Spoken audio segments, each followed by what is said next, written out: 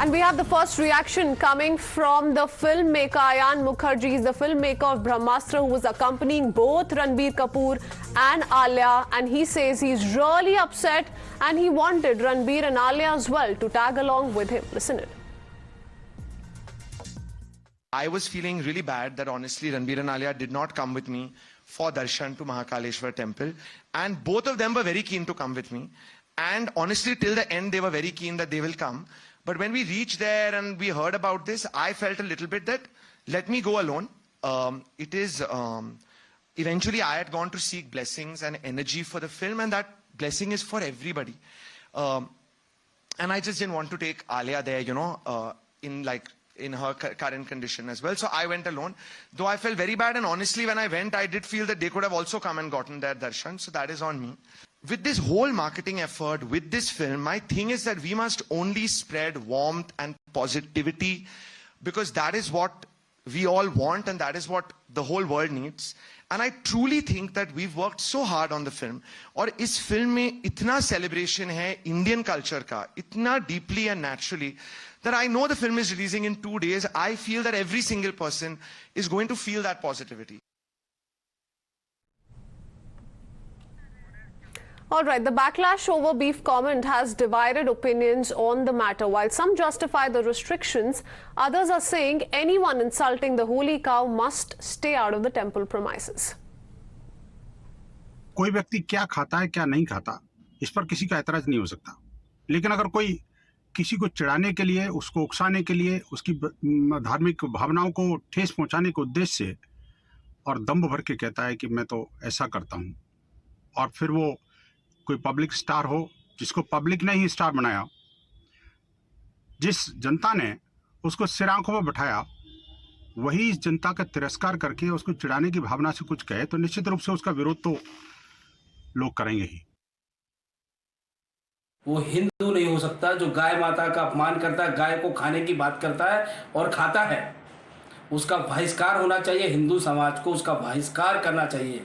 और उज्जैन या all over मंदिर कमेटी, जितने भी मंदिर हैं, वो कहीं पे दर्शन करने जाए तो मंदिर कमेटी को सबसे पहले साफ मना कर देना चाहिए कि आपकी मंदिर में आपका आना मना है। आलिया भट्ट और रणबीर कपूर ऐसे वक्त पे उज्जैन के महाकाल के दर्शन करने जा रहे हैं जब उनकी फिल्म रिलीज हो रही है ब्रह्मास्त्र। ये सिर्फ उनकी भावना श्रद्धा नहीं है। मैं मांग करता हूं मध्य प्रदेश सरकार से कि आलिया भट्ट और रणबीर कपूर के खिलाफ हत्या का मुकदमा दर्ज होना चाहिए, रॉयट का मुकदमा दर्ज होना चाहिए। So those are the kind of reactions coming in, and let me quickly go across to Trupti Desai, who's an activist joining us on this broadcast.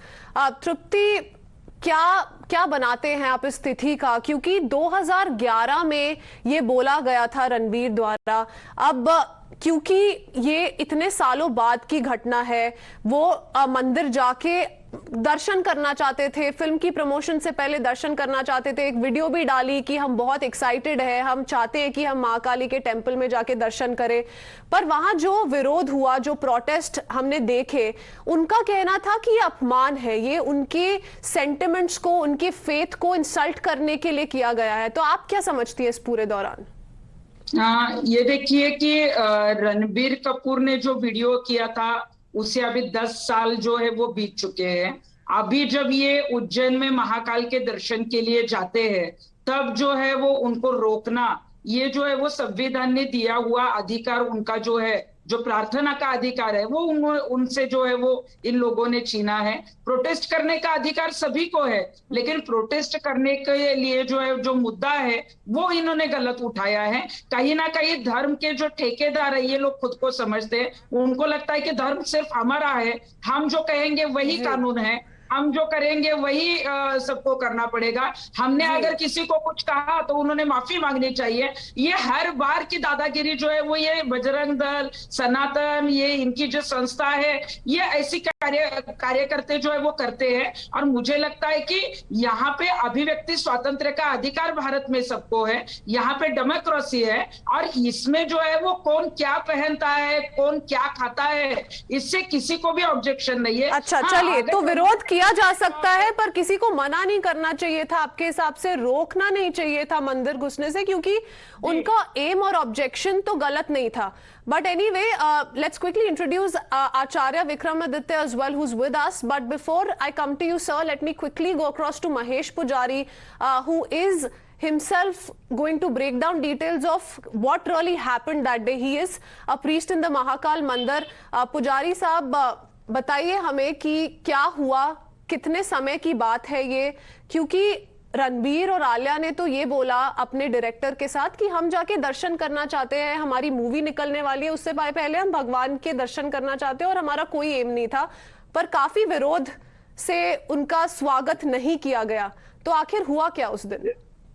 नहीं, इन्होंने हिंदू समाज के लोगों की कोई भावनाओं को ठेस पहुंचाई थी गौ मांस खाने के विषय को लेकर.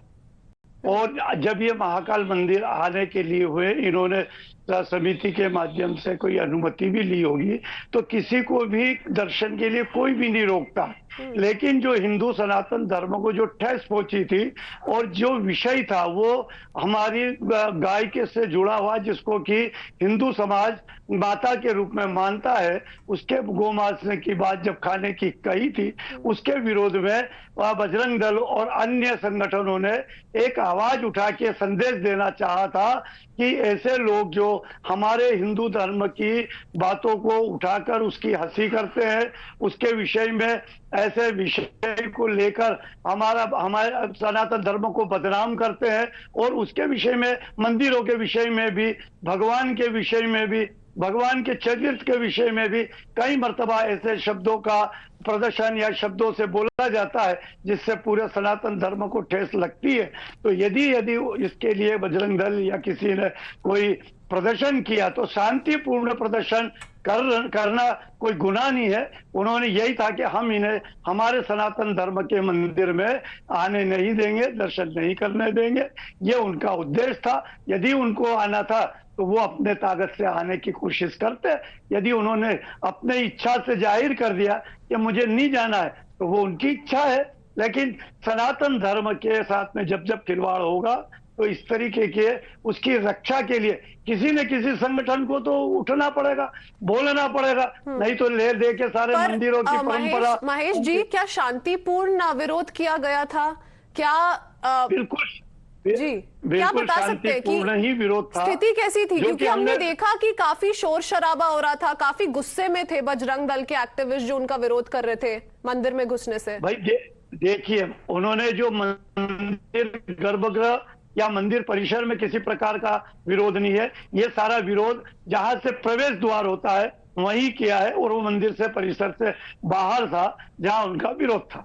जी, क्योंकि महेश जी गवर्नमेंट की बात की जाए तो कोई रोक नहीं थी, अरेंजमेंट्स किए गए थे, उनका स्वागत करने के लिए सब तैयार थे, पर बजरंग दल के कई सदस्यों ने आके विरोध किया, कह के कि 2011 में इन्होंने गौमांस के बारे में ऐसी बात की थी.